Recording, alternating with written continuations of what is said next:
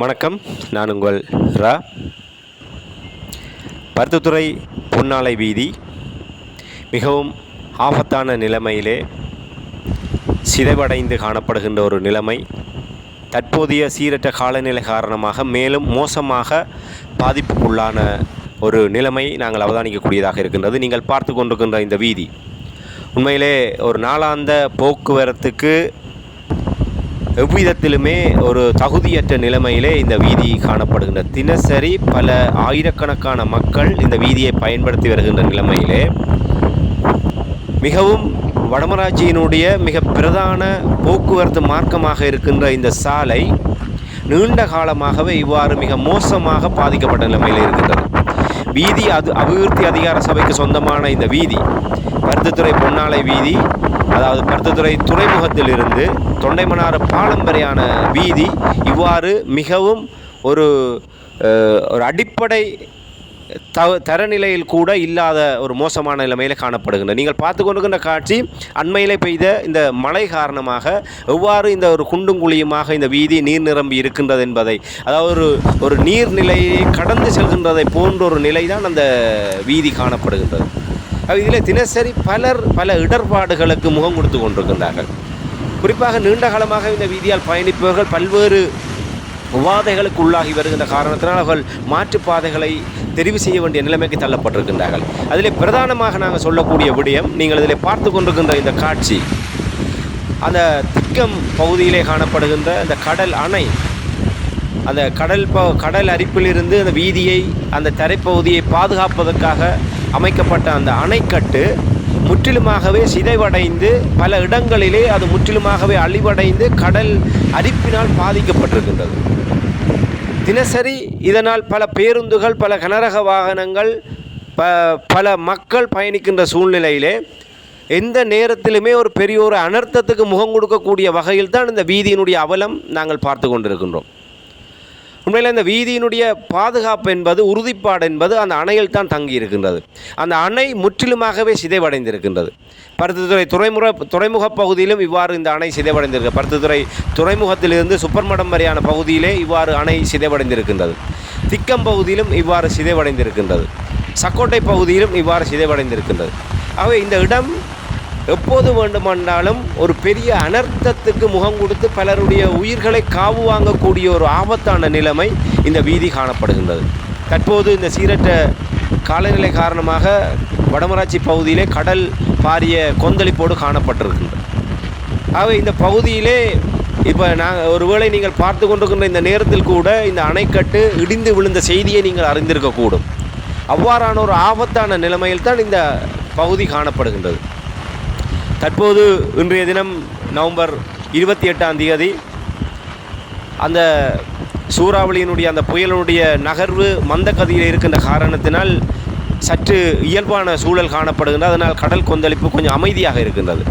இன்று இரவிலிருந்து கடலுடைய காற்றினுடைய வேகம் அதிகரிக்கும், அதன் புயலுடைய தாக்கம் அதிகரிக்கும் என்று சொல்லப்படுகின்றது. அவ்வாறான ஒரு நிலைமை வருமாக இருந்தால், கடல் மூர்க்கத்தனமாக கொந்தளிக்குமாக இருந்தால் இந்த பகுதி முற்றுமுழுதாகவே உடைப்பெடுக்கும். அவ்வாறு உடைப்படுப்பதோடு மட்டுமல்லாமல் இந்த வீதியில் இருக்கின்ற பகுதிகள் கடலரிப்புக்கு உள்ளாகக்கூடிய ஒரு ஆபத்து இருக்கின்றது.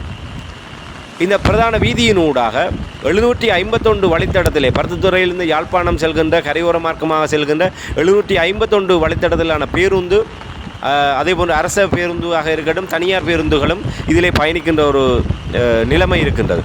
அதேபோன்று பருத்தித்துறையிலிருந்து கீரிமலை வரை செல்கின்ற 763 வழித்தடத்திலான பேருந்துகளும் இதிலே பயணிக்கின்றது. அதேபோல் கரையோர மார்க்கத்திலே ஒரு மீன்பிடி தேவைகளிலே ஈடுபடுகின்ற கூலர் ரக வாகனங்கள் உள்ளிட்ட பல கனரக வாகனங்களும் இந்த வீதியினூடாக தினசரி பயணித்து கொண்டிருக்கின்றது.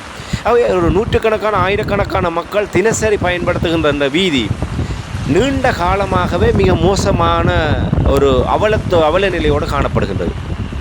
வீதி அபிவிருத்தி அதிகார சபைகள் அவர்களுடைய தரப்பிலே சொல்லப்படுகின்ற போது, நாங்கள் தங்களுடைய தலைமையகத்துக்கு நீண்ட காலமாகவே இந்த கோரிக்கையை அனுப்பி கொண்டிருக்கின்றோம், அவர்களிடமிருந்து நிதி விடுவிக்கப்படவில்லை, இந்த பொருளாதார நெருக்கடி காரணமாக நிதி பற்றாக்குறையாக இருக்கின்றது, ஆகவே நாங்கள் இருக்கின்ற வளங்களை கொண்டு அந்த பகுதிகளை செப்பனிட்டு வருகின்றோம் என்று.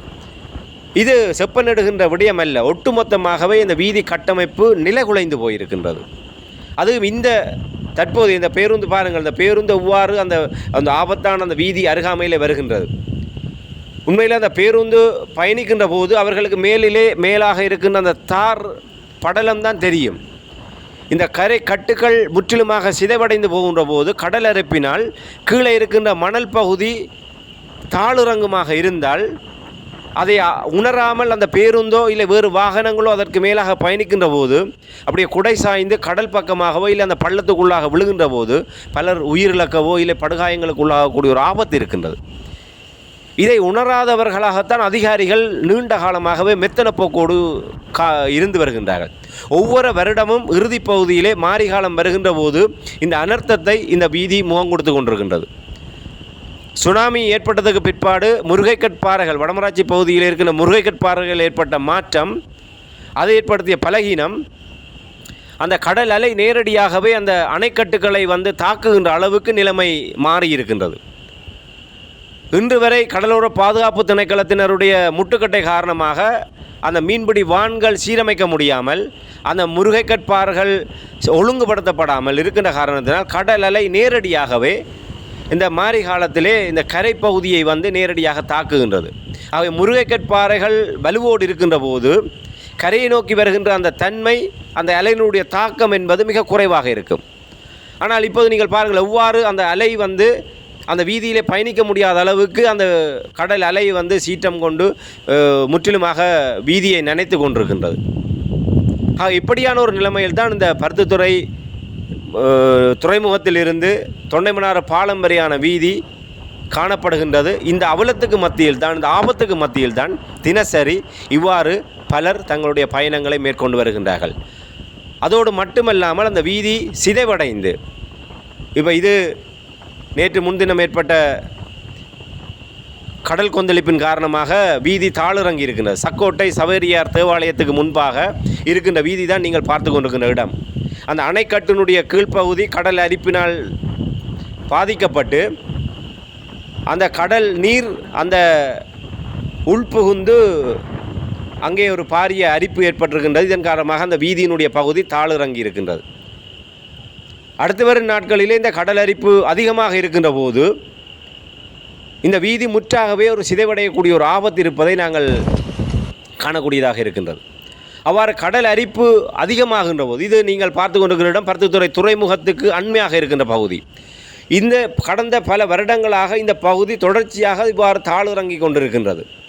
உடனடியாக அவர்கள் தற்காலிகமாக கற்களையும் மண்களையும் போட்டு நிரப்புவார்கள். மீண்டும் அடுத்த மாறி வருகின்ற போது இவ்வாறு தாளிறங்கும். ஆனால் இந்த முறை அவ்வாறான ஒரு ஆபத்து நிலைமை இயல்பாக கடக்கக்கூடிய ஒரு நிலைமை இல்லை. ஆகவே இந்த புதிய அரசாங்கமாவது இதை கூடிய கவனம் எடுத்து இந்த வீதியை